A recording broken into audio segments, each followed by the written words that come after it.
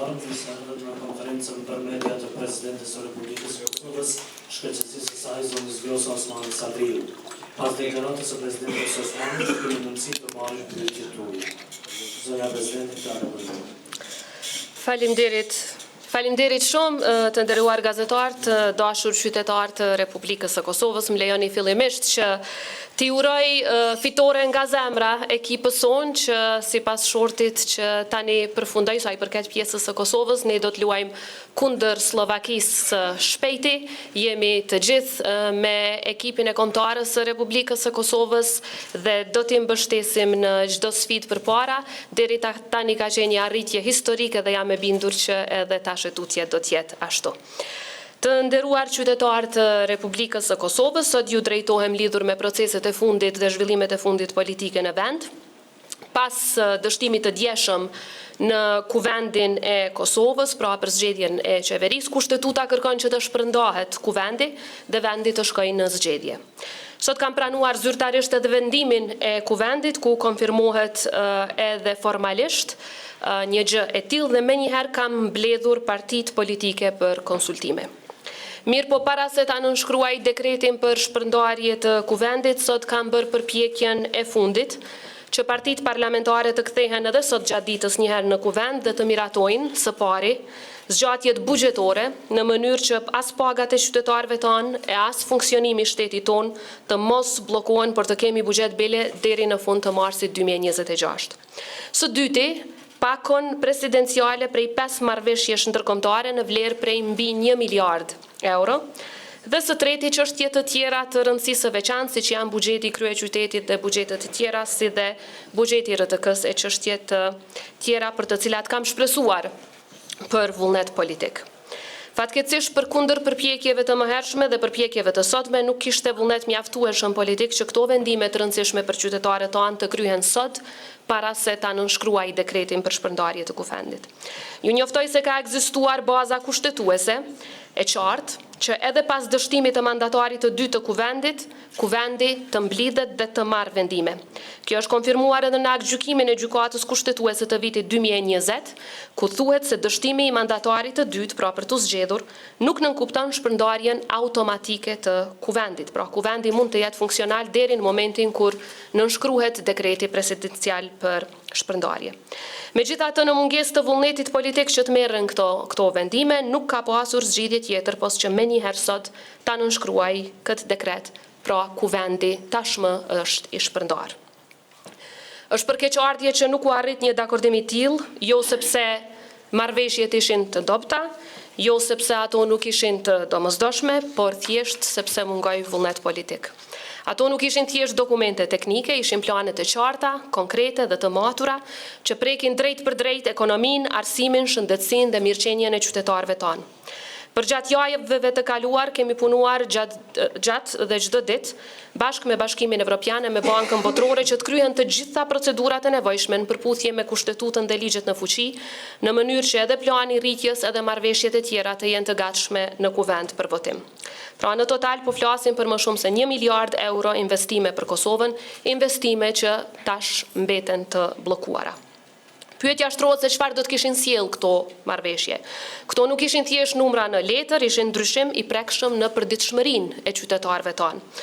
Fëmijët do të kishin qasje më të mirë në edukim cilësor dhe kujdes të hershëm, studentët dhe të rinj do të lidheshin me tregun modern të punës, familjet me asistencë sociale do të përfitonin mbështetje të drejtë dhe të qëndrueshme, mjekët, infermierët dhe pacientët do të kishin shërbime moderne, spitale funksionale dhe sisteme digjitale që më në fund funksionojnë, bizneset dhe fermerët do të shihnin një ekonomi më stabile, energji më të besueshme dhe infrastrukturë që hap mundësi. Prandaj mos votimi i tyre nuk i dënon partitë, por i dënon qytetarët. Kur nuk ratifikohen projekte që përmirësojnë jetën e qytetarëve, që në këtë rast ishin inicuar dhe proceduar nga presidenca, humbësi i parë është qytetari. Ta themi hapur, një Kosovë e dobësuar është humbje për të gjithë. Një Kosovë që pengohet të ecë përpara nuk i bën nder askujt. Dhe një shtet që humb fondet Bashkimit Evropian dhe të Bankës Botërore në shumë prej 1 miliard euro e më shumë, humb besimin e partnerëve dhe me të humb edhe perspektivë.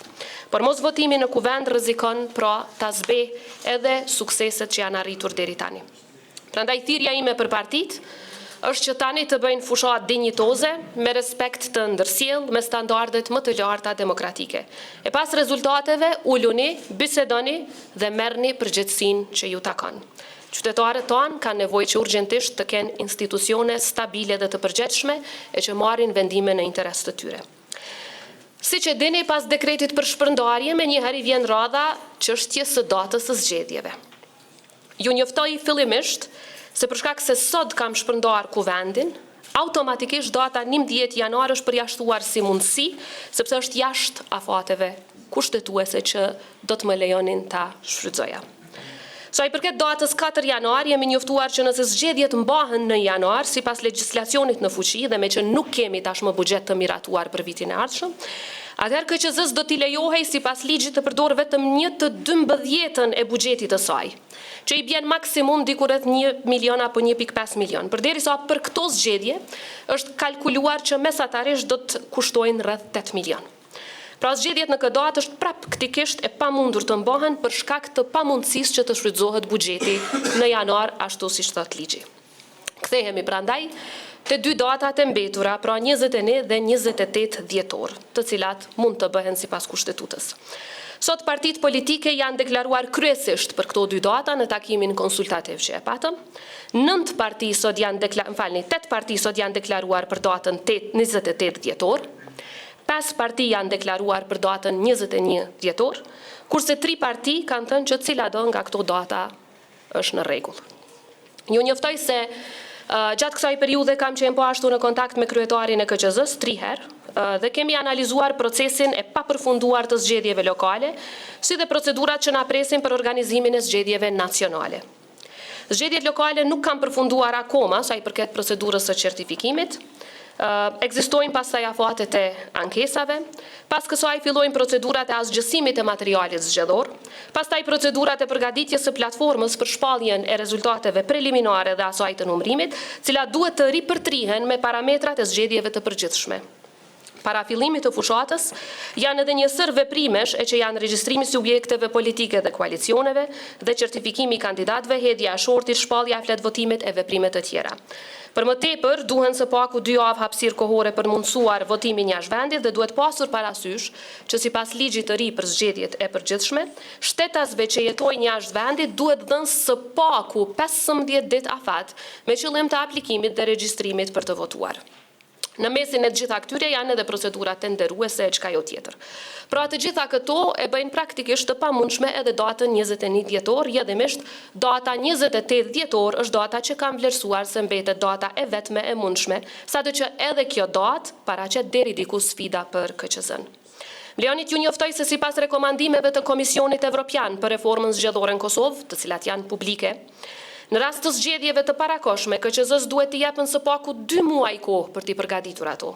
Meqense ne në kushtetut e kemi të përcaktuar që afati maksimum është 40 ditë, atëherë si presidente e kam për detyrë që të jap afatin më të gjatë e jo afatin më të shkurt në mënyrë që të kemi mundësi të eliminojmë së paku disa nga sfidat e organizimit të shpejt të zgjedhjeve, sadoqë po e përmend jo të gjitha do të eliminohen edhe me datën 28 dhjetor, por me shpresën që KQZ-ja do ta bëjë të pamundurën që ato të organizohen në mënyrë të rregullt.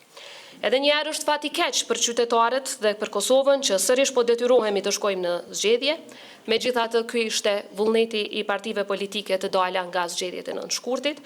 Ju uroj suksese në këtë proces me shpresë që menjëherë pas zgjedhjeve e pa asnjë zvarritje të vetme do të kemi konstituimin e kuvendit dhe zgjedhjen e qeverisë së re. Në qoftë se keni pyetje, urdhroni.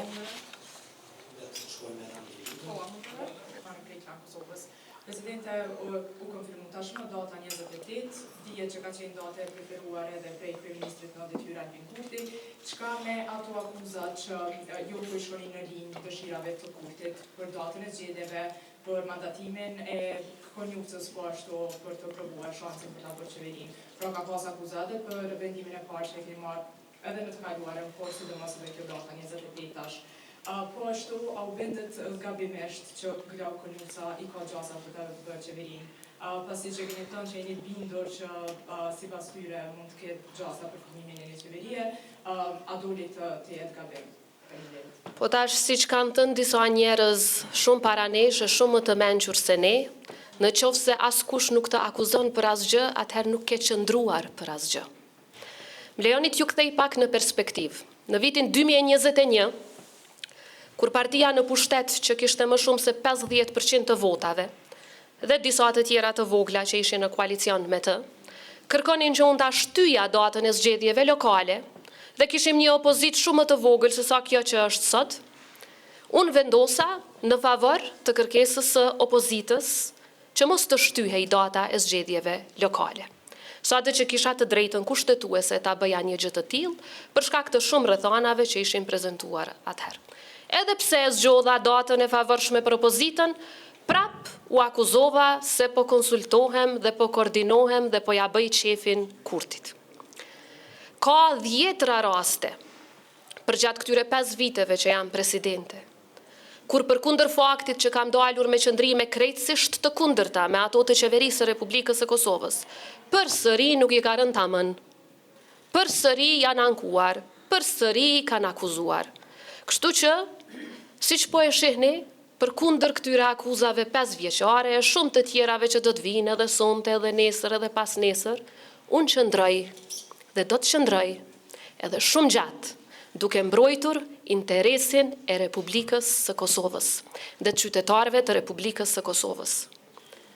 Ata që akuzojnë, pa lexuar, pa analizuar dhe pa menduar gjatë, është mirë të mendojnë që edhe pas këtyre zgjedhjeve do të vinë këtu tek unë për ta kërkuar mandatin. Kushdo që e fiton. Është mirë që gjuha që përdoret në politik të jetë brenda suazave të normalës. Unë i kuptoj kritikat, i kuptoj qëndrimet e ndryshme të partive politike, por detyra ime si presidente është të sigurohem që kemi një datë kur zgjedhjet mund të organizohen. Po ashtu mos harroni një gjë. Cili do president i përgjegjshëm do ta kishte zgjedhur një datë kur parashihet pjesëmarrje më e madhe, jo pjesëmarrje më e vogël. Këtë e kërkon demokracia. Nuk kërkon që të zgjidhen data kur kemi pjesëmarrje më të vogël. Nuk kërkon që të zgjidhen data kur kemi probleme në organizimin e tyre. Nuk kërkon që të zgjedhen data që bëjnë të pamundur realizimin praktik dhe të rregullt të zgjedhjeve. Një president i përgjegjshëm zgjedh datën më të mirë, pavarësisht dëshirave që mund të shprehen në publik. Kështu që akuzat vazhdojnë, ne vazhdojmë punën tonë në interes të Kosovës. Sa i përket Glau Konjufcës, ditën kur është kërkuar mandati, unë kam pasur, siç e dini, para sa të flas me ju, një takim me të, ai më ka informuar qartë se me kë është duke biseduar, edhe unë e kam thënë publikisht që fjala është për deputet individual, ai ka qenë vetëm pak vota larg krijimit të qeverisë dhe kushtetuta kërkon që t'i jepet mandati atij ose asaj që i ka gjasat dhe jo garancat. Pra dikush që vjen deri te 56 vota dhe që tregon qartë se me kënd është duke biseduar për të arritur 61-shin, i ka gjasat. Më tregoni ju kush ka qenë kandidati tjetër me gjasa më të mëdha. Kushtetuta është e qartë për të gjithë ata që e lexojnë drejt dhe pa ngjyrime të urrëties. Ajo kushtetut kërkon që pas mandatarit të parë të ketë mandatar të dytë. Dhe këtë unë kam respektuar kushtetutën, pavarësisht akuzave që vinë, shkojnë, le të vazhdojnë, nuk ka problem. Feti e kam bërë për një president ata që do të qëndroni gjatë këto. A është kjo paralajmërim edhe për një mandat të dytë për shkak që do të jem gjatë? Paralajmërim që do të jem duke kontribuar për shtetin tim, cili do të jetë pozicioni politik, atë do ta caktojnë qytetarët e Republikës së Kosovës. A keni vendosur apo ende? Ta shohim cila do të jetë përbërja e kuvendit të ardhshëm pas zgjedhjeve të 28 dhjetorit, ajo besoj qartëson gjithçka, por po e përmend do të jem duke shërbyer në institucionet publike të Republikës së Kosovës, duke shërbyer aty ku besoj mund t'i ndihmoj vendit tim më së miri. Dhe këtë do ta përcaktojnë qytetarët edhe një herë.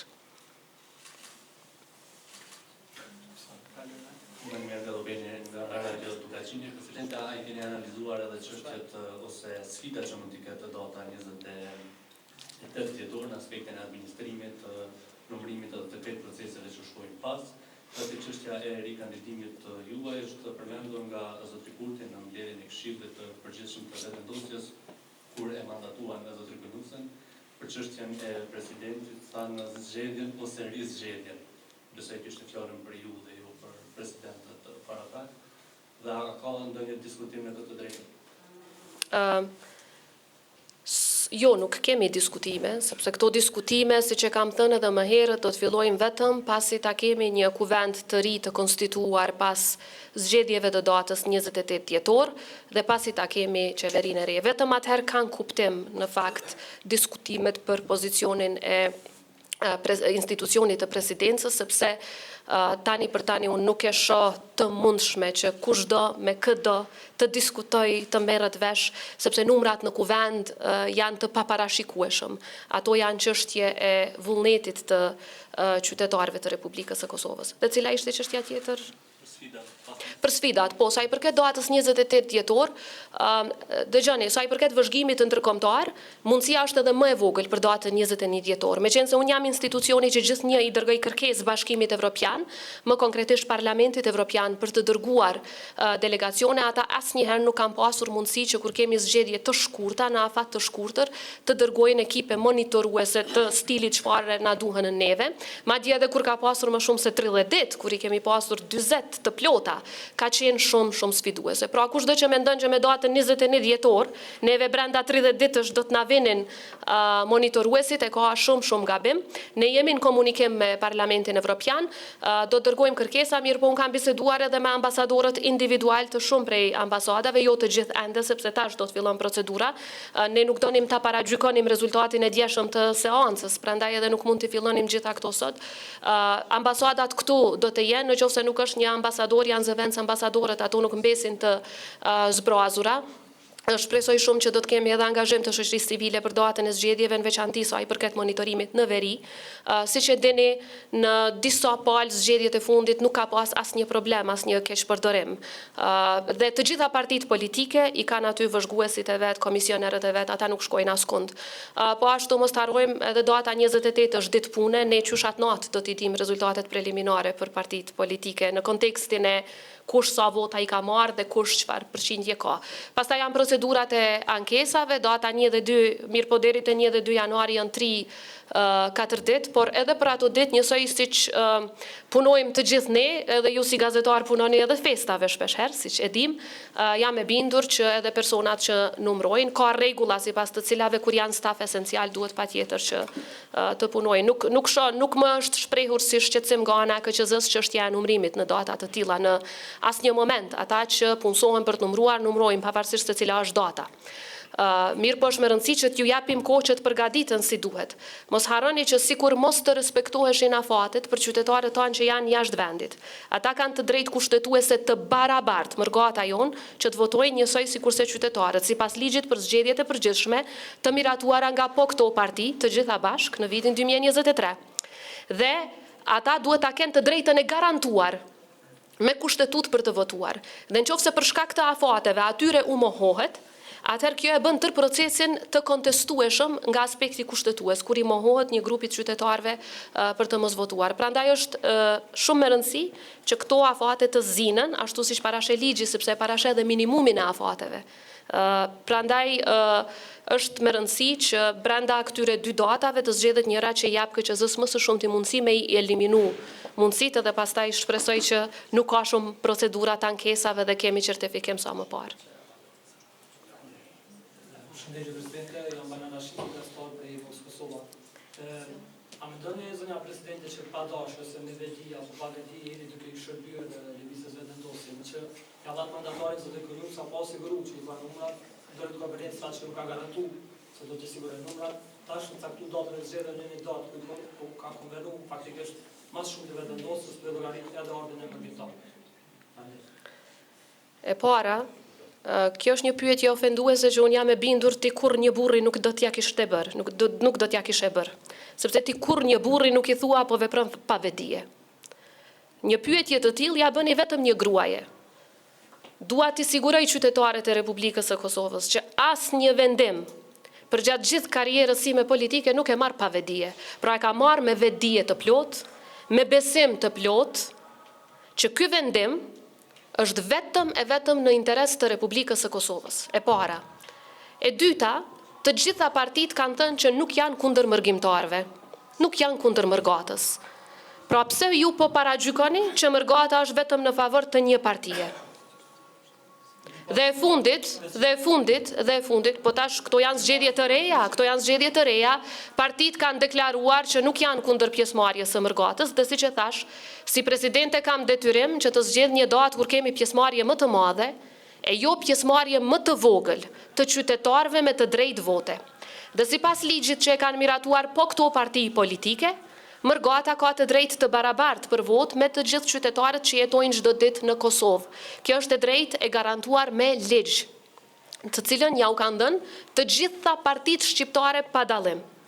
Pra ata kanë të drejtë të votojnë, dhe në qoftë se kanë të drejtë të votojnë e janë në Kosovë në atë datë, janë më se të mirëseardhur. Se kur mërgata po investon në Kosovë, kur po dërgojnë remitanca në vlerë të buxhetit të Republikës së Kosovës, kur po investojnë në biznese që po krijojnë vende të punës, të gjithë po i dojmë. Rrjedhimisht duhet të i dojmë edhe kur të vinë me i vizitu familjet, edhe datën e zgjedhjeve, unë jam presidente edhe e tyre, dhe do ta mbroj të drejtën e tyre derisa jam në politikë dhe pavarësisht në çfarë pozicioni jam në politikë, po ju siguroj që vendimet janë veç me vedije, asnjëherë pa vedije. Presidente, data 28 dhjetor mos diskriminohen qytetarët e Kosovës të cilët ndoshta kanë planifikuar që gjatë festave të fundvitit të udhtojnë jashtë vendit në këtë rast, me që janë festat të fundvitit dhe gjithkush bën planet ndoshta edhe të jashtë vendit tash liberalizimi i vizave do të e shfrytëzojnë këtë mundësi. Dhe pyetja e dytë, me këtë datë apo jepet mundësia ndoshta që të shkohet sërish në zgjedhje ende pa u formuar qeveria e re, institucionet e reja. Edhe ju e përmendët në konferencën e kaluar që janë 30 ditë afat dhe ndoshta edhe mund të mos krijohet qeveria apo institucionet e reja në zgjedhjet e radhës. Duke i ditur edhe afatet për certifikimin e zgjedhjeve, pastaj 30 ditë për formimin e institucioneve, çështja e presidentit deri në 5 mars nëse nuk zgjidhet, a jepet mundësia për të shkuar në zgjedhje pa përfunduar krijimi i institucioneve? Sa i përket çështjes së pushimeve, unë për atë sa e di unë më shumë njerëzit rinë në shtëpi për këto festat e vitit të ri, se sa që dalin jashtë vendit. Mirë, po ne nuk kemi shifra të tilla nga asnjë institucion. Më shumë kemi ardhje se sa shkuarje. Dhe tash nëse flasim për liberalizim të vizave, dhe data 21 dhjetor është vikend, kështu që edhe atë datë ka pas mundësi.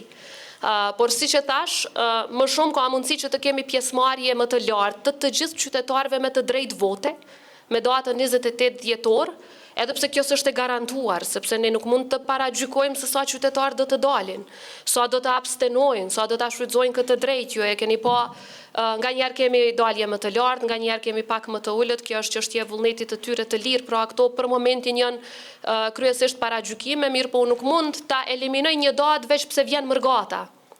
Sepse ata e para kanë të drejtën kushtetuese e ligjore të marrin pjesë në votim, dhe e dyta kontribojnë edhe në zhvillimin ekonomik të Republikës së Kosovës, edhe në ecjen tonë përpara. Mos flasim për kontributin historik, kështu që si presidente asnjëherë nuk do doja që tua mohoja këtë drejtë nëse ata dëshirojnë ta shfrytëzojnë. Por shumica dërmuese këtu janë qytetarë që jetojnë çdo ditë në Kosovë. Ata janë shumica dërmuese që votojnë në Kosovë. Sa i përket vonesave shtesë, në fund të fundit për proceset që do të vinë pas zgjedhjeve të dhjetorit. Me vetë faktin që zgjedhjet mbahen në dhjetor, cila do që do t'ishte data e dhjetorit, ne do të shkojmë deri diku në fund të shkurtit me procedurat konstituimit. Shpresa ime vetme është që meqense ka një mundësi që të shfrytëzohet buxheti për janar dhe shkurt, që spaku mos të kemi vonesa për te i shkurtit, që në fund të shkurtit mos e largu kuvendit të miratoj buxhetin e ri dhe mos të mbeten qytetarët tonë pa paga, mos të mbeten spitalet tona pa barna, mos të mbeten gjitha institucionet funksionale. Shteti nuk ka të drejta bëj asnjë pagesë në ato momente. Rrjedhimisht është me rëndësi, por përderisa zgjedhjet mbahen në dhjetor dhe ky ka qenë vullnet i partive politike, unë kam shpresuar që mos ta bëjnë, Rrjedhimisht edhe çështja e mandatarit të dytë, për të cilin se harrova ta them më herët, kur nuk kam deklaruar që më ka dhënë garanca. Përkundrazi, jam përgjigjur në njërin prej pyetjeve, a keni garanca? Kam thënë, nuk kërkohen garanca me kushtetutën, kërkohen gjasa. Pra ky është dallim shumë i madh, edhe kushtetues edhe ligjor, dhe kushtetuta thot pas mandatarit të dytë, në qoftë të parë nëse dështon kemi mandatarin e dytë, kam respektuar kushtetutën ashtu siç do duhej të bënte një president, dhe dëgjoni, e kanë vonuar krejt këtë proces 9 muaj, mos të ankohen shumë për 2 javë që presidentja e ka respektuar kushtetutën. I kanë zgjedhjet në dhjetor, le të dalin të gjithë paraqytetarëve të Republikës së Kosovës, i kemi qytetarët e mençur, gjithnjë din të marrin vendime të mençura, e din ku ta hedhin fajin, ku ta bëjnë vlerësimin, unë kam besim të plot në ta. Urdhna? Me 28 dhjetor vota vendoset. Kisha lut vetëm nga në pyetje në mënyrë se të marrim I lutem. Antigoni Sufi, gazetare në Kazo.com, presidente, sot gjatë ditës kemi pas edhe një zhvillim tjetër, të shkarku nga opozita ushtruesit të detyrës Besim Mendi, çu komentoni këtë shkarkim të tij? Ju them sinqerisht, me qenë se kam qenë në takim deri vonë dhe pas takimit me parti politike kam pasur edhe takime të tjera, më duhet fillimisht i marr të gjitha detajet e këtyre zhvillimeve dhe pastaj do të kem mundësi që të prononcohem lidhur me këtë çështje. Shpresoj në mirë kuptim, por pasi të njoftohem për detaje do të kem mundësi të flas me ju.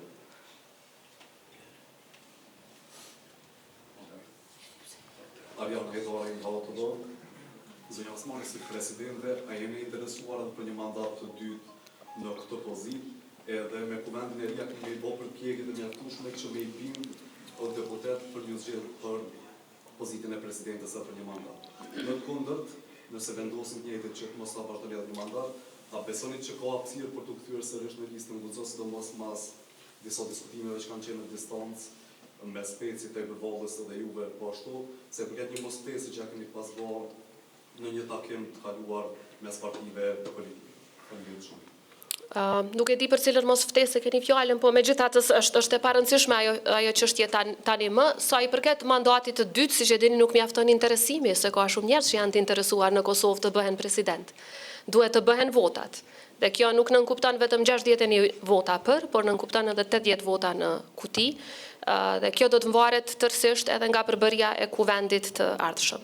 Unë nuk mund për momentin t'ju jap një përgjigje fikse, sepse do të pres rezultatet e kuvendit të dalë nga zgjedhjet e 28 dhjetorit, dhe vetëm atëherë ne do ta shohim se cili është disponimi i partive politike, cili është interesi më i madh i Republikës Kosovës në atë moment. Rëndësishme është që unë do të mbese angazhuar në institucionet publike të Republikës së Kosovës, do t'jap kontribut për aq sa mundem dhe do t'i kthehem qytetarëve. Le t'jenë ata që vendosin për të ardhmen time politike. Qytetarëve do të kthyen në një subjekt ose në një listë. E gjejmë në rrugën përpara, nuk është tash momenti që ta bëj publike. Edun Feborica për Televizionin Publik Kosovës, zonja presidente e përmendet që sot s'keni gjetë vullnet mesin e partive politike për me votu për zgjatur të linjës buxhetore, praktikisht gjithë janë përgjithës për kolapsin financiar të 700 punëtorëve të OTK-s, edhe vetë zhvillimive operacionale në OTK. Si presidente, për te kësaj dhe zhvillimeve të sotme, çfarë mund të bëni për ta zgjidhur çështjen aktuale në për cilën po kalon Televizioni Publik i Kosovës? Si që dini, me njëherë pas kërkesës sindikatës, unë i kam dërguar kërkes të gjithë deputetve të Republikës së Kosovës, sepse ka qenë komplet në vullnetin e tyre, që me njëherë ta formojnë komisionin për buxhet, e cila si pas analizave tona ligjore ka qenë mënyra e vetme dhe më e lehta në fakt, për të siguruar që buxheti për RTK-n të mund të shfrytëzohet. Fatkeqësisht ju e patë edhe dje, përkundër faktit që kjo kërkesë e imja u vendos në agjendën e seancës kuvendit të Kosovës, as nuk u trajtua për shkak të mungesës së kuorumit. Është për keqardhje, megjithatë janë çështje që janë vendime të kuvendit të Kosovës. Unë shpresoj që sa më parë të kemi një kuvend të ri, i cili në seancën e parë pas konstituimit do ta miratoj para dite konstituohet, pas dite me njëherë do ta miratoj edhe buxhetin e Republikës së Kosovës, edhe komisionet përkatësen në mënyrë që menjëherë të fillojnë pagesat për RTK-n, mirë po se çfarë qëndrime kanë pasur secila prej partive politike, jo ato i keni publike. Unë nuk kam nevojë që secilën prej tyre ta komentoj veç e veç, i dini qëndrimet e partive dhe mund ta nxjerrni konkluzionin tuaj. Si presidente kam bërë gjithçka që ka qenë në mandatin tim. Unë nuk jam kuvendi i Republikës së Kosovës. Kosova funksionon sipas kushtetutës bazuar në parimin e ndarjes së pushteteve. Dhe është detyrë e kuvendit dhe vetëm e kuvendit që të themeloj komisionet parlamentare. Dhe unë mendoj që për gjëra totalisht të parëndësishme ka dështuar edhe themelimi i komisioneve. Sepse ato komisione dhe ashtu kanë pasur, si që patë, me qenë se nuk patë vullnet për qeveri, ta mbajnë një mbledhje. Kështu që çfarë rëndësie ka kush është kryetar për një mbledhje. Përderisa kanë pas mundësi që ta kryejnë edhe punën e RTK-s, edhe marrëveshjet ndërkombëtare t'i kalojnë para se të shkojnë në seancë, edhe buxhetin apo zgjatjet buxhetore, sepse edhe zgjatjet buxhetore duhet të shkojnë me vendim të kuvendit. Nuk ka pasur vullnet politik, sa i përket asaj se çfarë qëndrime kanë partitë, ato e dini deklarohen secila për vete dhe mund ta shihni se ku secila ka qëndruar. Të nderuar, me kaq që mbyllim këtë konferencë, faleminderit për pjesëmarrjen tuaj. Faleminderit.